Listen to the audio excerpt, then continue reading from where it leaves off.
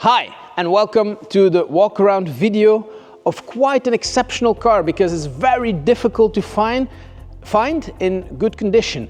This is a Donkervoort Super 8 1984, but the story from Donkervoort doesn't start with this car. At least the story of this car doesn't start with Donkervoort, because the story of this car starts with Colin Chapman, who developed the Lotus 7. And the Lotus 7 was made with one thing in mind: save weight. And so if you want to save weight, you have to construct the car in such a way that everything is put on the balance before you mount it on your car. And originally the Lotus was mounted with a 1600, which was at the time in the 60s a crazy engine for that kind of structure, that kind of weight. Donkervoort was one of the firms who bought the original design, the right to reproduce the same car from the owner, and continued till today to produce cars that are inspired by the design of Colin Chapman. And from the start, Donkervoort, who is a Dutch constructor, wanted to do something better, something more exclusive, something with more balls, something more aggressive. And you see it in the design. You have air intakes in the nose, you have an extra open air intake on the hood, and under the hood we find not a 1600 but a 2-liter, the famous Pinto, that was an engine that was used in race cars from Ford and in their high-end race models like in the Escorts. And this car has this cross-flow engine, which means that this carburetor, because we're talking 1984, no injection, the carburetor mixes air and gas. It's aspired in the engine.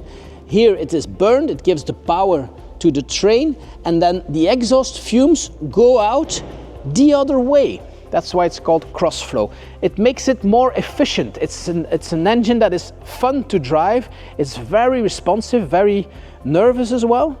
And you see in the design that there are several elements that show this muscle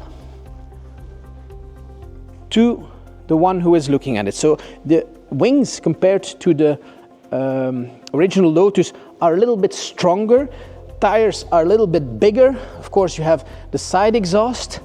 Inside the car we have a very nice, modern for that time dashboard, which looks a bit like the cockpit of a fighter jet.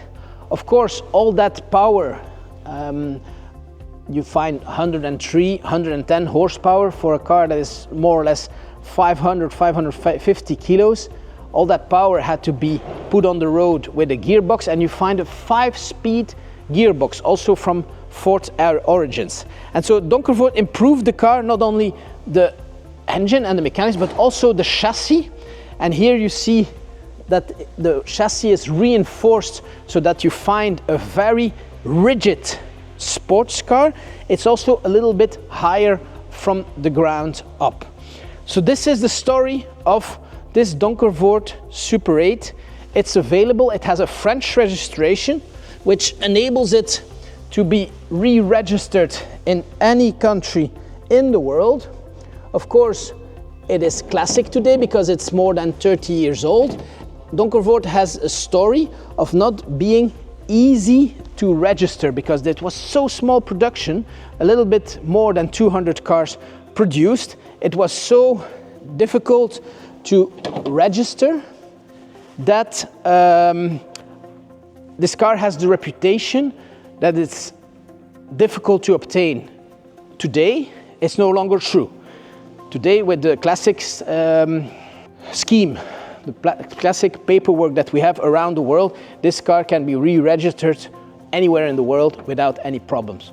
We don't say it, we guarantee it. So this car is also, of course, complete. It's very nice blue, electric blue, with the side screens which also work as doors, leather bucket seats, little leather race engine, and of course the roof.